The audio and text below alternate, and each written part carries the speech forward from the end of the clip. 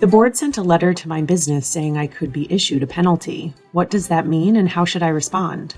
When the board says a penalty could be coming, it's a serious matter and you should act immediately. That letter is called an employer noncompliance notification. The board sends it out when it has no record of an employer having workers' compensation coverage. If you receive that notification, you need to do one of two things. Either prove that you are complying with the law by having an active policy, or respond to the notification advising why coverage is or was not required for your business. If you do have an active insurance policy that is or was active during the period indicated in the notification, it will have New York listed under item 3A on the information page of the policy. If you have such a policy, then contact your licensed insurance carrier and ask them to tell us that by submitting an electronic coverage transaction to the board. The board cannot process submissions of coverage received by mail, email, or fax. If your business is legally exempt from having to get workers' compensation coverage, tell us by responding to the notification.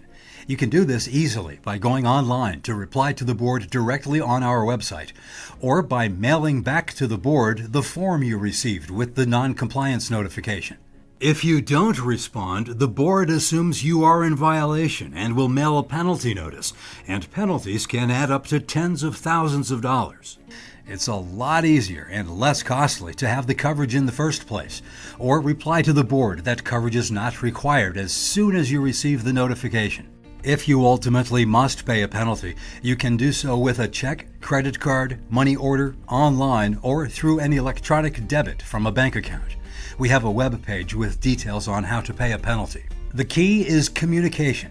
Anytime you receive mail from the board, it's important and should be answered promptly. That's good for business and good for workers. For more information, go to our website, wcb.ny.gov. You can call the Office of the Advocate for Business at 518-486-3331 or shoot us an email at asktheadvocate